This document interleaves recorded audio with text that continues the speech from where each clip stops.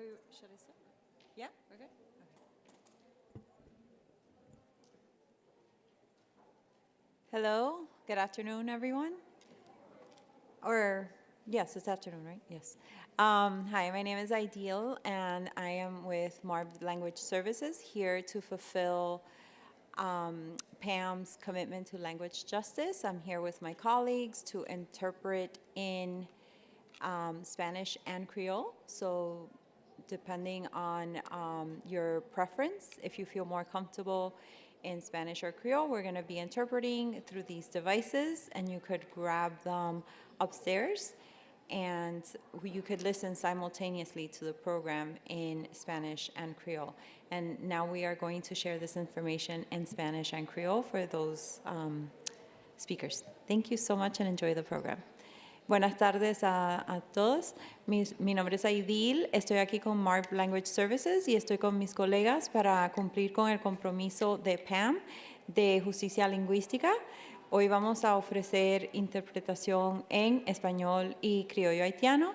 Entonces, a través de este equipo pueden escuchar y pueden obtener el equipo arriba, detrás del talón. Pueden recibir el equipo ahí. Si necesitan asistencia, pueden levantar la mano ahora. Si quieren que alguien les traiga el equipo y dejarnos saber. Si prefieren escuchar en español, por favor, levanten la mano.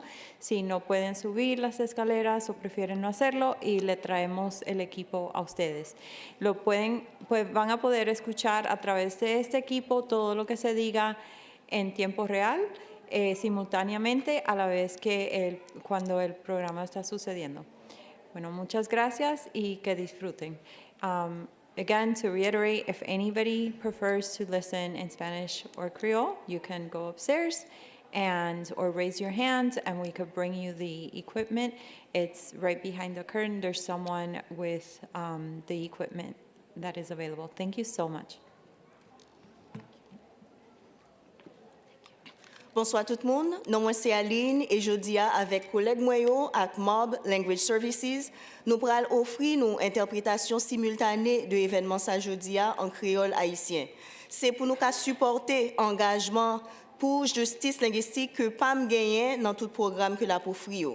Nous avons un petit appareil qui est disponible. Si on monde t'a écouter, t'as préféré écouter ces chansons en créole, s'il vous plaît, pas hésiter soit aller derrière rideau, gagner une table derrière rideau pour nous jouer un petit appareil là pour écouter interprétation en créole haïtien, ou du moins si nous pas qu'à déplacer, nous qu'à toujours lever mais nous de façon à ce que yon nous-mêmes qui a interprété en cas et de nous viennent jouer un petit appareil, ça n'a pas été directement dans chaise nous.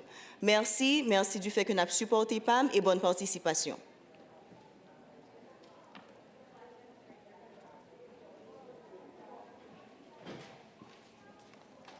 Hey everybody, how's it going? My name is Jay Mulika. I am the Senior Director of Digital Engagement here at PAMM. And before we begin, I'd like to thank my colleagues for making this talk possible. In particular, Marie Vickles, Senior Director of Education, David Miller, Education Coordinator, Corbin Graves, Manager of Interpretive Digital and Gallery Programming, Denise Faxis, Senior Audio Visual Manager, Andrew Bird, Audio-Visual Technician, Danny Vergere, Digital Projects Associate, and Lazaro Yanis, Creative Content Manager. Thank you all for your help today. Welcome to PAMM. Members with the silver wristbands, you get first 2 rows, so come on forward if you got them.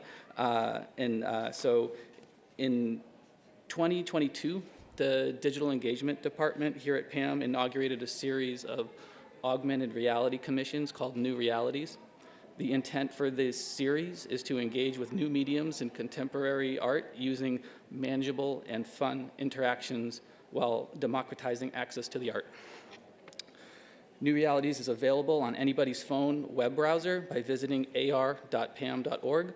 In October of 2024, we debuted the latest commission for New Realities, Como Semillas en el Viento, Like Seeds in the Wind, by Alfredo Salazar-Caro. Como Semillas en el Viento is an augmented reality sculpture that combines 3D scanned artifacts from the Mexica Pantheon with surreal 3D scanned portraits of immigrant workers from Central America and South America.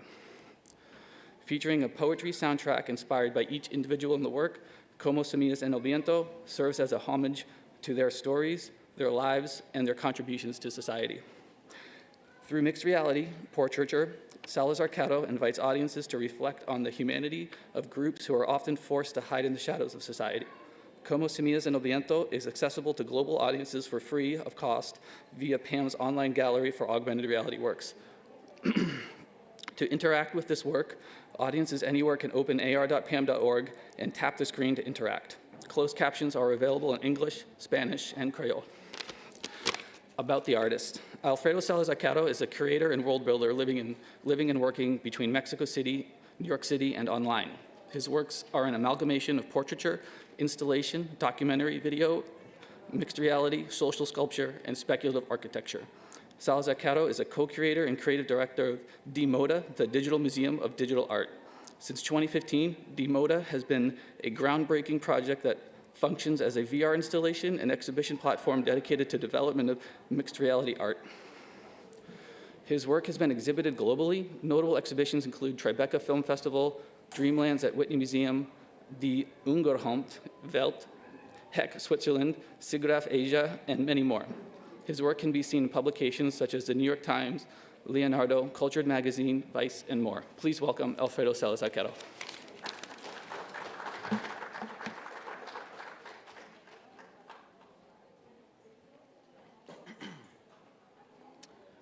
Peace, everybody. How are you doing? It's good to be here, sunny Miami. I thought it was gonna be much hotter than it is, and it's actually like perfect, so thank you, Miami. Okay, let's get started. So, I'm gonna talk today a little bit about my overall practice over the last 15 years, I guess. And we're just going to kind of go through the evolution of the practice and talk a bit about how it's led me to where I'm at now with this augmented reality works at PAMM, but also what's happening in the future. Seems like the videos are a bit choppy, so we'll see how that goes. Oh, yeah, there it is. Cool. So that actually was here 1 year ago at Sea Change, this exhibition, where there was a 3-screen installation with multiple artists from all over the new media range. So let's get into it. So a lot of my work is really based on combining contemporary technologies like 3D scanning, architecture, and photogrammetry, things along these lines, with ancient artifacts, in this case Mexica-based, which often is called Aztec, right? This is, for example, Xochipilli, the Prince of Flowers from the Mexica pantheon, in an NFT that was actually intended to grow a forest. Every time somebody purchased the NFT, the funds would go into growing a forest. So I like to combine these kinds of ideas together. This is DMODA, the project that Jay was mentioning, the Digital Museum of Digital Art. And DMODA is a virtual reality museum that is dedicated to commissioning, developing, and exhibiting artworks in virtual reality by artists that are engaged with virtual reality. So we started in 2015. This is our latest exhibition that's been out since 2023, 24? And we're currently working on the next one. So here's a bit of how DMODA looks like installed. So in DMODA, you actually enter these architectures and you experience different portals, and each portal is leading you to a different artist's world. So it really allows us to have this kind of complete freedom of creation inside of virtual reality. How many of you guys have experienced virtual reality before? Show of hands. Okay, I guess it's getting much more prevalent nowadays, but hopefully you guys can see it coming to Miami sometime soon. So this is another installation at the Rhode Island Museum, RISD Museum actually. This is another previous DMODA installation in New York back in 2018. And this is a bit of how people look like when they're experiencing DMODA. So the background is what this person is seeing while they're engaged in DMODA. I think a really important thing about this particular practice is the architecture. So what you're looking at here, it looks like a sculpture, but it is in fact the architecture of DMODA. And one of the beautiful things about virtual reality and an architecture practice is that I'm able to really just create almost limitlessly, right? In this case, the architecture is made up of 3D scanned portraits of immigrants from all over the world. In this case, from the Middle East, South Asia, North Africa, and South America. This is the first architecture in Dimoda that we created back in 2015. And if you kind of look right, you can see it's also a portrait, right? It's kind of like a head that's like tilted this way, you know? It's always been like a little bit of this like engagement back and forth between portraiture and architecture in this particular project. And here it is, 3D printed and engaged physically, right? So this was a collector's item that people could purchase, and that would help us actually fund the project. This is the architecture designed by Debbie Ding, a Singaporean architect that she made for Dimoda 3.0. So, you know, we really like to play with architects as well and kind of give them the freedom to engage in something that they would normally not be able to do in the real world, as well as with artists, of course. And then here's an image of the most recent Dimoda architecture. Like I said, this is actually using portraits of immigrants as the architecture of the space. And this was co-created with Ayman Tawfiq, who's an architect from Iraq, working in New York for KPF, a humongous architecture firm. And you know, we really wanted to create a piece that honored both our backgrounds as immigrants. This one's called The Nomad, and we just really wanted to, you know, make sure that this was present within the work. And now I'm moving forward to a bit of a different part of my work.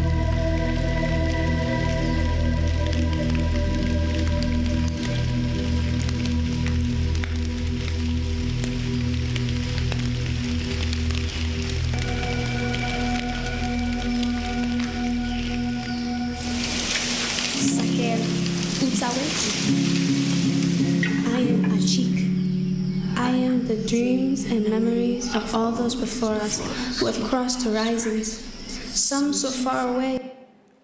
It totally froze. Oh no, in the climax. We can't even see, some that perhaps you've never seen. I am all the memories between the heart of the sky and the earth. From here, in Shinu, Guatemala, to the land of the eagle. I am the jaguar's daughter.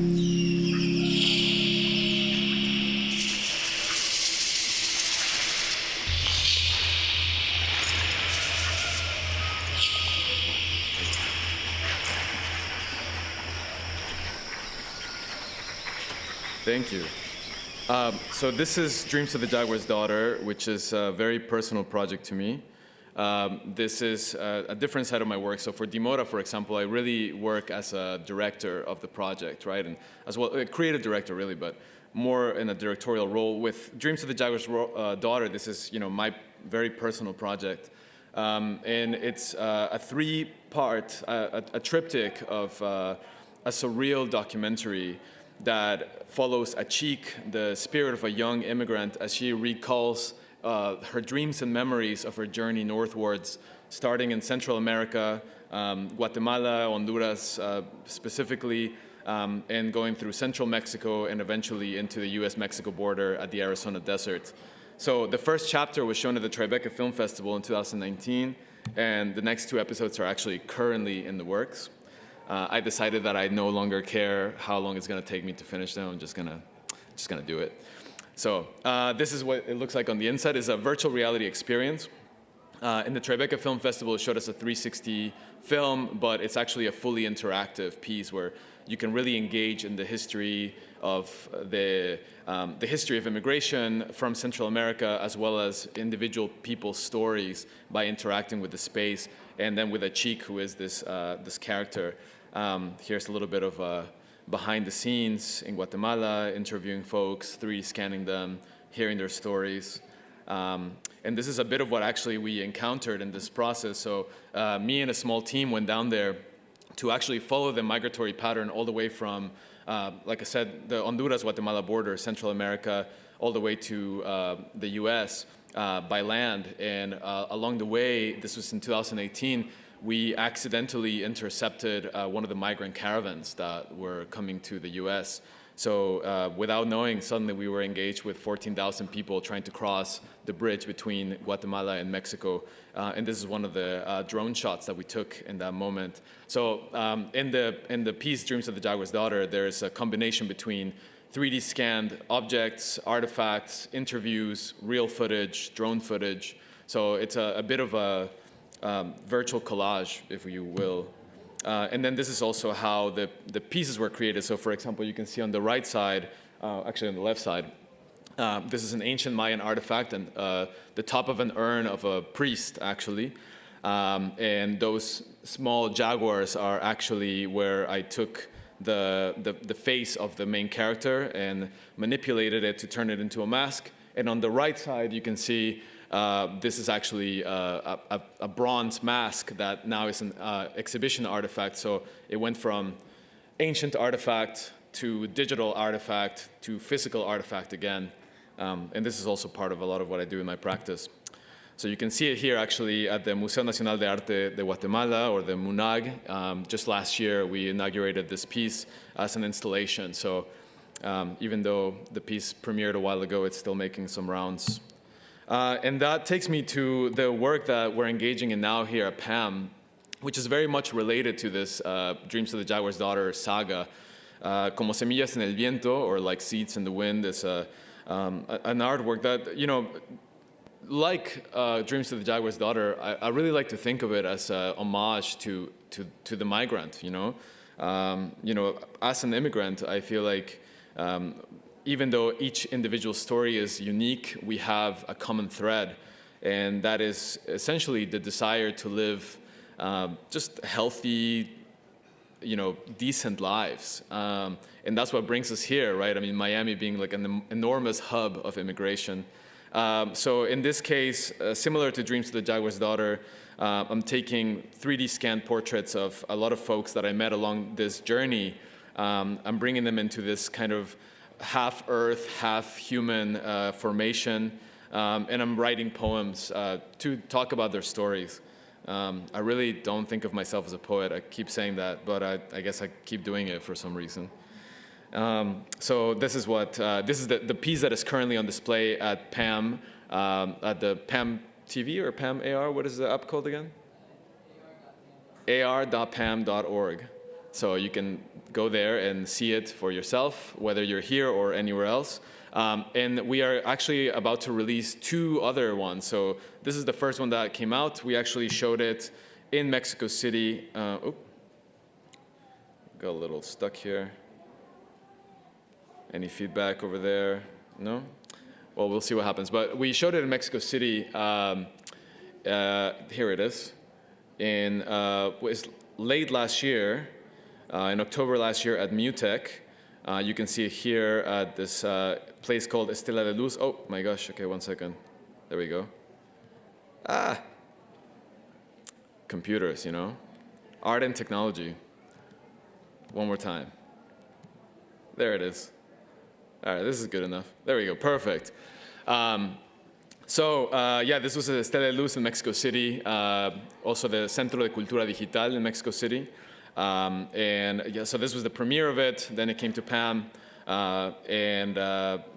it's been really cool to work in this particular format. And now I'm gonna show you the latest version of it, but it's technically kind of like a pre-premiere. So I'll show you the totality of the 3 portraits and with one of the new poems. So I'll show you that now. Audio? Here it goes. La noche recoge los cuerpos que al día han devuelto sin patria. Los carga en su manto de sombras, los siembra en sus caminos sin huella. Dicen que las aves los vieron partir, que el viento gritó sus nombres, cuando el metal los arrancó de sus casas, cuando la ley los marcó como ajenos. Los vimos irse en filas de aire, en jaulas que llamaron autobuses, en trenes que no miraron atrás. Pero en la madrugada, cuando la tierra canta en su lengua más antigua, sus pasos vuelven a sonar, porque no hay muro que encierre la memoria, ni jaula que encadene el eco de su regreso.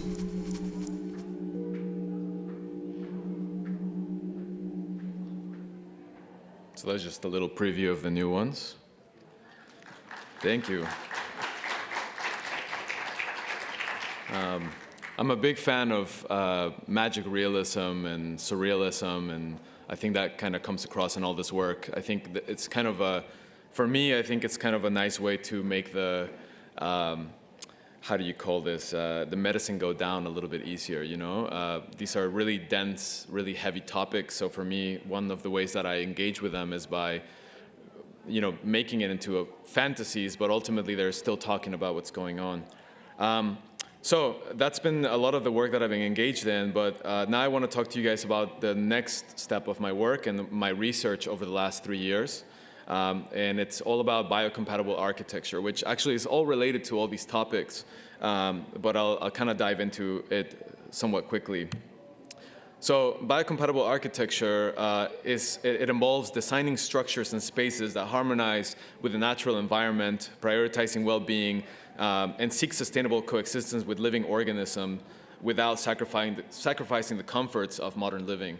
So this has been what I've been engaged in, really thinking actually about immigrant communities and how they build, right? So these are some of the 6 needs for a harmonious life on Earth, according to Michael Reynolds, who's an architect from New Mexico. And these needs are food, energy, clean water, shelter, garbage management, and sewage treatment, right? So these are a few different materials that we have contemporarily that I'll dive into. For example, hempcrete, bamboo, self-healing concrete, and 3D printing.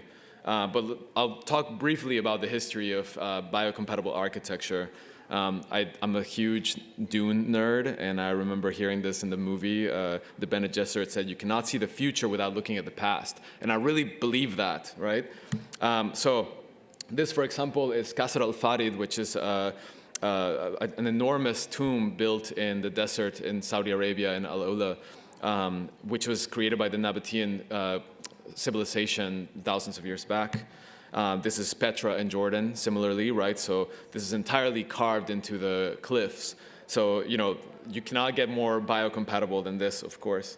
But, you know, we can look at a lot of different moments in history where this has happened, right? Like adobe buildings, earth buildings, mud buildings. This, for example, are reed houses in Iraq. In the southern part of Iraq, there's marshes, and the people there adapted to actually make their housing from the reeds growing there. And as you can see, they're actually quite robust and quite enormous. So pretty amazing and very comfortable, of course. This is a really interesting system that I think you guys would be quite interested here in Miami.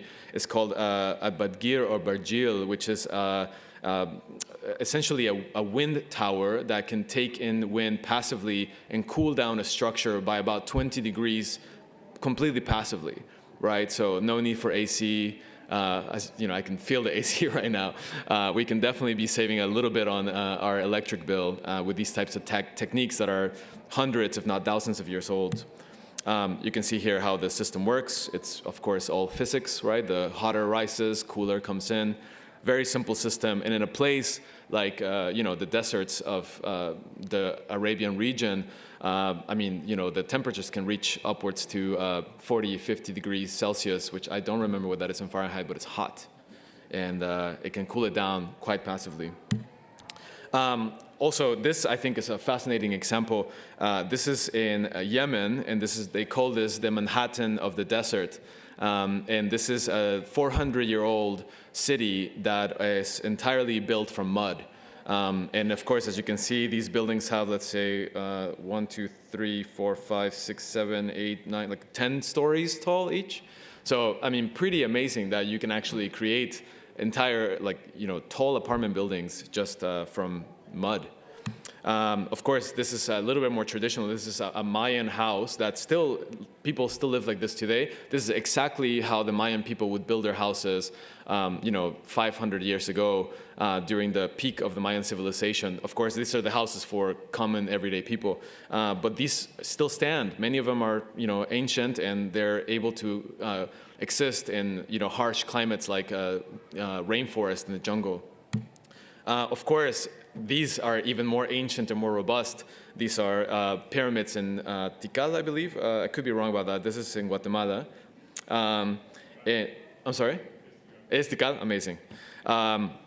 So this is in Guatemala, and these are ancient pyramids that, besides the jungle having eaten them over several hundred years, they stand perfectly strong, right? They've withstood earthquakes, they've withstood all kinds of climate events, and these are amazing buildings.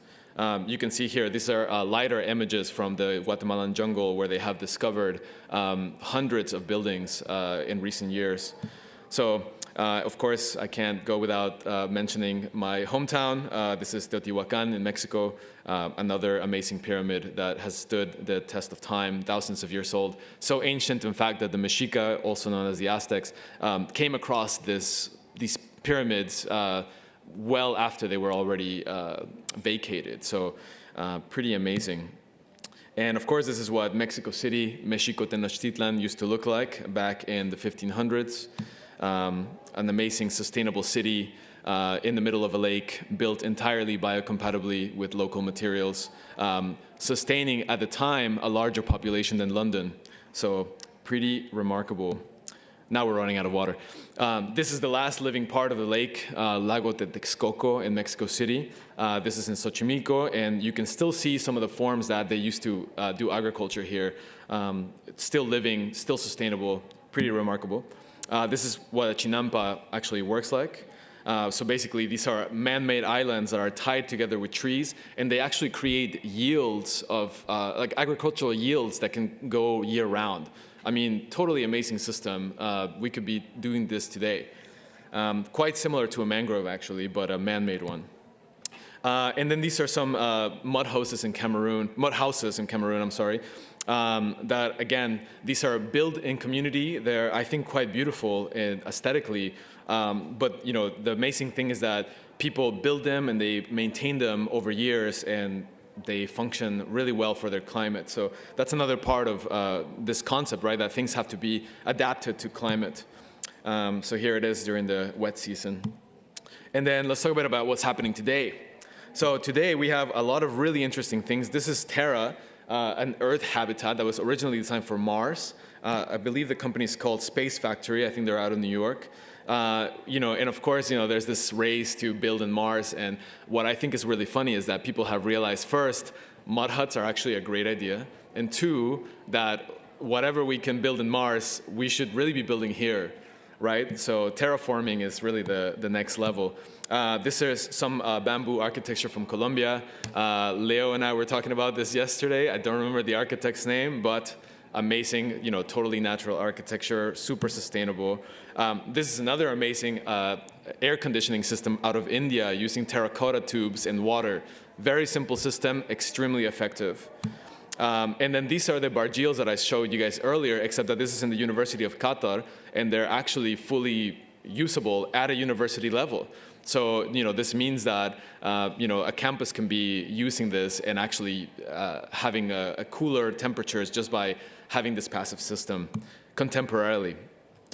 These are super Adobe constructions by the architect Nader Khalil, an Iranian architect that came to the US and started developing this. Cal Earth, nowadays actually is quite engaged in this type of construction. There's actually a lot of conversation now about building these types of houses after the LA fires, because they are not only fire resistant, but also earthquake resistant. So this is the type of structure that should theoretically exist in Los Angeles instead of contemporary American homes. And these are earthships, which are by Michael Reynolds, the architect that I mentioned at the beginning of this segment. These are in the northern part of New Mexico. So you can see this is the design that he created. And what's really amazing about these is that you can have these extremely cold winters in New Mexico, and yet the interior of these houses can look like this. fully lush, having a complete growing garden inside of them. I mean, they're growing bananas in New Mexico purely passively by having, intelligent design, southern-facing windows, et cetera, et cetera. So pretty remarkable. This is a forest, but can somebody tell me maybe why you think this forest might be special? Anybody have a clue? Yeah. What's that? Kind of, yes. I heard something else. It's okay, I'll tell you. This is agroforestry. So this is not a forest, it's actually a farm. So quite close, right? We are terraforming in a way. So this looks like a forest, but it's a farm. And the way that this works is the way that indigenous people have been doing for thousands of years, which is amending forests to get the best possible yields from them. Putting in fruits, vegetables, medicinal plants, etc., all in one place. And it takes a lot of work to get it going, but once it's set, it's a forest. So it doesn't need somebody to take care of it, just people to harvest and live with it. And of course, it's also amazing for the biome. So this is possible everywhere, in particular in places like Florida, where you have the perfect climate for agroforestry. So it can also be adapted to building walls, etc.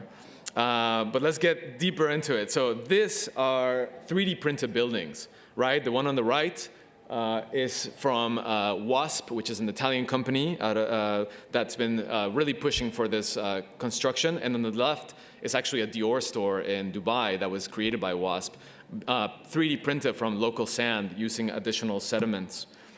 So here's a little bit of how these things are constructed.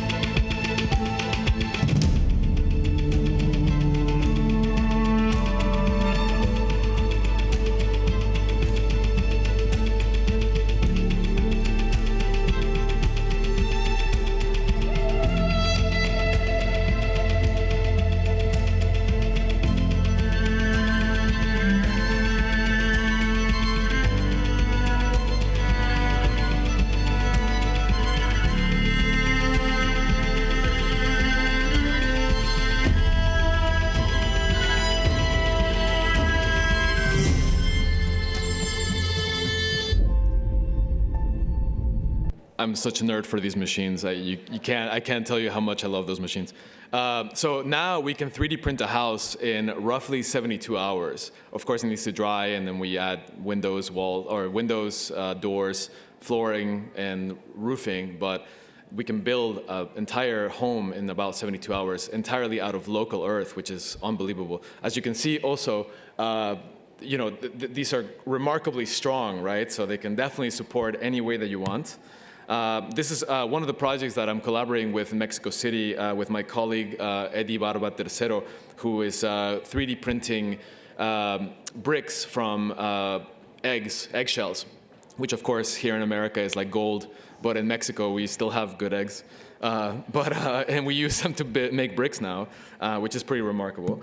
And then here is at the University of Virginia, they're 3D printing walls that have seeds inside of them, so they can have living walls and theoretically living houses, which can also create like better insulation and could potentially also be a source of food, or even just like a source of food for pollinators.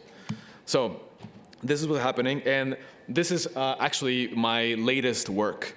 So these are prototypes for housing, 3D printed in clay, using what do you call this? Tapial in Spanish, I forget the word in English. Rammed earth pedestals, but these are intended to show the possibility, right? And the amazing thing about this system is that all my experience making virtual reality architecture can now be translated into physical, large-scale housing. So these were designed in 3D algorithmically using parametric design. I can 3D print them at 30 centimeters high, and then I can take that same file and 3D print it at 3 meters tall. So that's an amazing thing that is possible now, and this is where my research has taken me. As you can see, of course, I'm taking artistic liberties. There's also some faces in the architecture. I don't know how many of you guys want to live inside of a giant head. I do. Maybe you guys don't. But that's why I'm working with architects that can rein me down just a little bit. This is the way that it was shown in New York City over the summer with the new museum. So these are all the different architectures. And of course, I had to implement a little bit of virtual reality to show people what it actually would feel like to be inside of one of these. As well as a little bit of AI to create like iterations of these. This was the article in the New York Times that showcased a little bit of this work. And there it is. So here we are, right before coming to Miami, 3D printing a test wall in Mexico City. So we just bought one of these amazing machines. It's only the second one that exists in Latin America, and we will be 3D printing the first self-standing structure that is 3D printing in Earth in Latin America this May. So this is one of the tests. Thank you. Thank you. This is one of the tests that we're doing now. We're just testing out some patterns and structural needs for the walls. Here's our laboratory in Azcapotzalco in Mexico City. This is Karen, one of the architects that I work with. She's an earth expert. And you'll see a little bit of there's our little wasp machine. We call her Gea, and we also nickname her La Bichota when she's printing at night. We definitely play her a lot of reggaeton to encourage her to print well. So here it is. So that's just one of the wall segments that we're testing for now. And I'll move forward. Here's a little bit of actually, how this was designed, right? So this is a 3D scan of the wall after it's been finished. You can see like a little bit of the wave pattern, and this is how the waves are actually designed in 3D software. So this is like parametric design intended for other things such as animation, but they can actually translate to architecture now, which is pretty fun. And then I'll finish up by talking a little bit about the future, right? So what does the future of housing and architecture look like when designed by artists with these kinds of biocompatible parameters in mind? So these are some designs and tests of what these could look like. Of course, these are all bamboo-based, but then we can get into the 3D printed earth. I mean, the beauty of it is, of course, anywhere where there is earth, we can build houses, right? No more bringing concrete, no more steel structures. We can actually use only natural materials to build remarkably strong houses that are earthquake resistant, fire resistant, and flood resistant. All things that we need to be considering because of climate change. So these are a few of the designs that have been popping up in the studio, just ideas of what the potentials could be. Of course, it also 3D printing also allows us for this type of design that would have been impossible in the past. Of course, they can also be like very cute and sophisticated. And I mean, I don't know about y'all, but I would definitely live in one of these. I'm ready to live in one of these, as a matter of fact. And that is all for me. So if you want to get in touch, please feel free to do so. You can scan this QR code and get to talk to me. And yeah, thank you so much. Thank you, PAMM. Thank you, Jay. Thank you to the whole team. Thank you, Lauren. Thank you, Danny. So thank you. And I think if we have time, we can move on to some Q&A. I don't know if somebody's going to tell me that I have time or not, but yeah, if anybody has questions. Yes.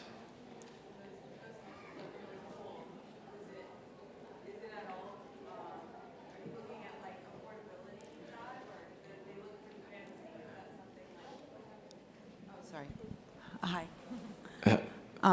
Hi. Hi. Great presentation. Thank Your you. work is fascinating.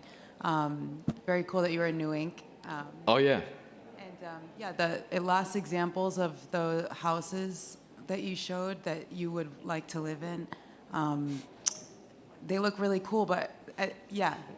Are you guys looking at like affordability also, especially the examples of like regular people, you know, like homes that regular people would live in? Like, Absolutely. Like the Mayan homes and whatnot. Yes. So, yeah. So that's actually the main goal, right? To create affordable social housing. So that's one of our primary objectives. And part of what makes this affordable is that you just need the ground under your feet to make these houses. So that's pretty amazing, right? And that reduces the cost significantly. So if somebody has a plot of land, or if there's like a collective plot of land bought, like it can be done. So we're looking at these houses being built for, well, we don't have a full price yet. Of course, in Mexico, it will be different because of labor costs. But the idea is for these to become very affordable and very rapid. And we can actually do the entire range from rapid social housing to luxury housing, the same technology and the same biocompatibility, where the key is for the housing to be biocompatible for the future, right? So, but the short answer is yes, these can be affordable. Yes, we will make them affordable. Yes, we want them to be social. So that's the idea. I saw another hand raised over there. Yes. No, I had a question about the 3D printing machine. I mean, Yes. is that just like a one size, or you have to have different scales based on what you need to build and print? You mean the 3D printer itself? There are different scales? Yes, there are several sizes. I think that the largest one they produce, Wasp anyway, this particular brand, in the future I'm sure there will be several different ones. They can print up to 12 meters high, which is enormous. I don't know what that is in feet, but it's tall, tall, tall. A lot. It's a lot of feet. So 12 meters high, and our machine right now has a 6 meter diameter. Is that right? 6 meter diameter. So we can print 20 meter square housing, which is, oh my God, I'm gonna ask ChatGPT. I'm so sorry. What is 20 meters square? What is 20 meters square in feet? Let's see if they tell me. But it's like a small, like a studio apartment or something. Maybe 1,200 square feet, something along those lines. So, you know, but that's like with a single print. Of course, this can be, this can be multiplied, right? So you can take the printer, move it around, print a larger house. So you can actually have a small printer print larger objects than it's capable by itself. So it's pretty cool. I see a question over there. Hi. Hi. Was it my turn? Or? It's okay. Okay, thank you. That forestry you were talking about reminds me very much of the Miyawaki forest. Yes. You know about that? Probably, Absolutely. right. By the way, I work in Tec de Monterrey. Amazing. Monterrey, so I'd love to come visit in Mexico City. Please do. The Miyawaki forest, for context, is a type of edible forest designed by this Japanese architect, correct? No? Maybe? Sort of? We'll get into it later. Hi. How soon into the future do you think we'll be able to start living in these futuristic homes? Oof, I mean, today. We're building the first structure in Mexico City now. And, you know, it's all about, it's really all about interest, right? I mean, the construction industry is massive, and they have a very set way of doing things. But these machines are ready to go. I mean, there's already several examples that are built and inhabited today. So, I mean, all of these have been just samples, right? The Dior store in Dubai, for example, it's 3D printed, it's earth. Of course, it's a luxury store, but it's functional. And people can go in there and they can withstand the heat. They can hang out, they can buy Dior, whatever it is that they sell in there. You know, so it's ready to go. It's all about interest. I mean, in America, unfortunately, I think it's going to take longer than in Latin America or in other parts of the world, just because of regulations and laws. But let's pray that within the next 10 years, we'll see more of that in America. Anybody else? Any questions about the work that's actually a PAMM? I know I did like a bait and switch for y'all, but you know, that's what I've been doing lately. No? Okay. Well, thank you so much. Thank you for being here.